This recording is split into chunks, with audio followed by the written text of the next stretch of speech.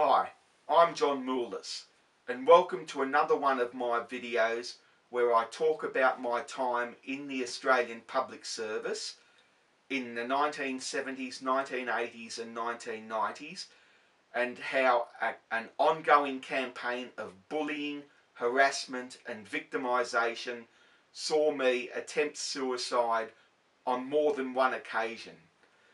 And the battles I've had over the years coming to grips with this and being able to talk about it for the first time. Now, as I said in the last video, it's been 20 years since I was in the Department of Defence. I left there after 1 year in June 1991, in the middle of the recession we had to have, the worst recession in Australian history apart from the Great Depression. And anyway, as I said in the first video, this was a coordinated campaign. It was a coordinated campaign by the other workers in registry section to force me out.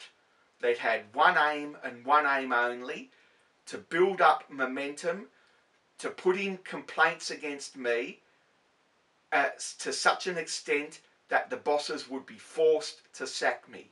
That they made it clear from the outset that they didn't want me there, that they didn't want to work with me.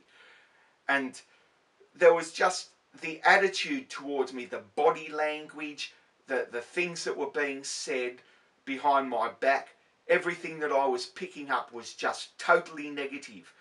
I mean, I can remember, well, my father said to me, because my late father worked in the parliamentary catering service, and he said, don't talk to anybody, don't be nice to anybody, just do your work and get out of there at the end of the day.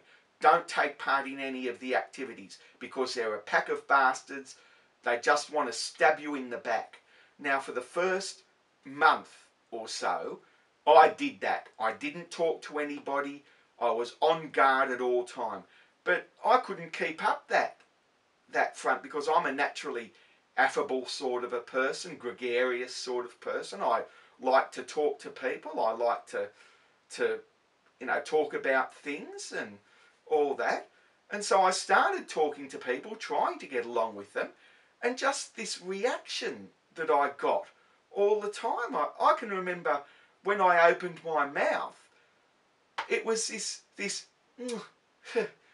tisking and sighing, and the look in their eyes when I started talking, just this hostility all the time towards me. And the complaints going in, trivial petty complaints about me saying the wrong thing, saying something that they didn't like, and looking at someone the wrong way, and talking to someone with a derogatory tone. This real petty, trivial stuff, which was whipped up into a full-scale federal case by them, in full investigation being done, interviews being done, the secretary there, the receptionist, taking a full transcript of everything, a full report being written up, done in triplicate, put on everybody's files, and official reprimands being given to me. And sometimes I was even charged under the Public Service Act. I mean, Section 62 of the Public Service Act had a section about disgraceful and improper conduct, which was a catch-all which covered everything, every single thing they could just charge you under this act. And if you had two of those charges, that was grounds for dismissal. But I was on probation, which meant that my appointment wasn't confirmed, which meant they could annul my appointment at any time.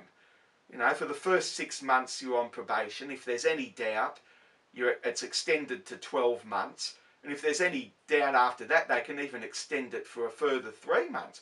But it was very rare for anybody to not be confirmed after 6 months. But, the campaign against me by the other officers in registry at Department of Defence was so effective that my appointment was annulled. I was given the opportunity resign or be sacked.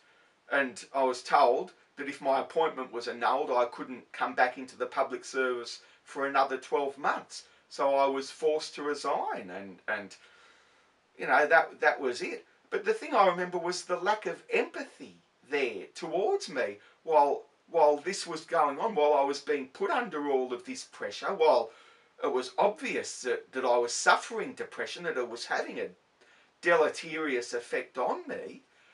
They just didn't understand. They just didn't care. They just kept putting the complaints in. They were like a pack of wolves.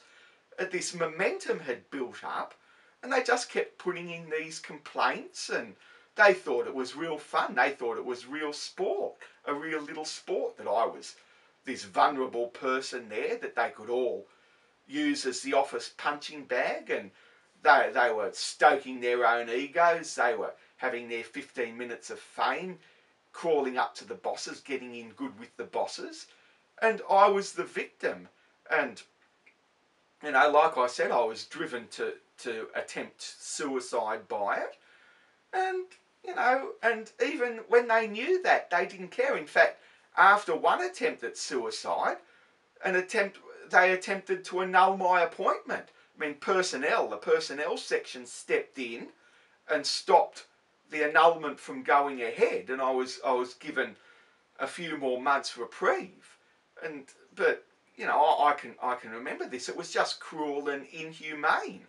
It was the most terrible place to work. The conditions, that working under those conditions was just impossible. But I have to understand what they thought they'd achieve by putting in these complaints. I mean, did they think that they would change me? Did they think that all of a sudden I'd see the light and suddenly become a much better person? Hardly. Exactly the contrary. It was having a negative effect on me, because I knew that I was being victimised. I mean, the boss of registry, a fella named Patrick Brennan, he kept on using the phrase that I was in the spotlight. And I kept saying to him, pleading with him, take the spotlight off me. Just leave me alone to do my job.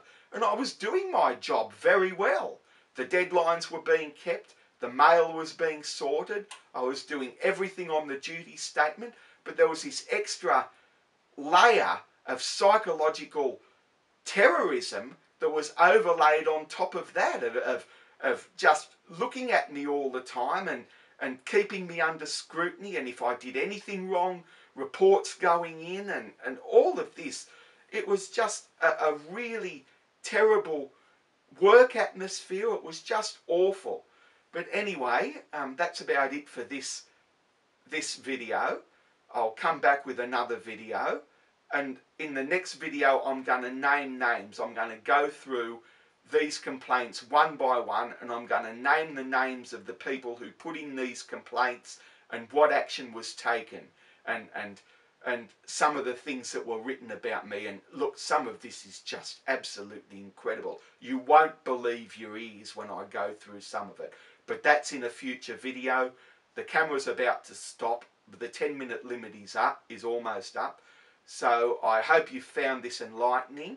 I hope you've gained some insight into how it is like to work in the public service when they all want you out. And I hope that you'll be back next time when I go into further detail about my time in the Australian public service. Thank you, thanks for listening, and goodbye.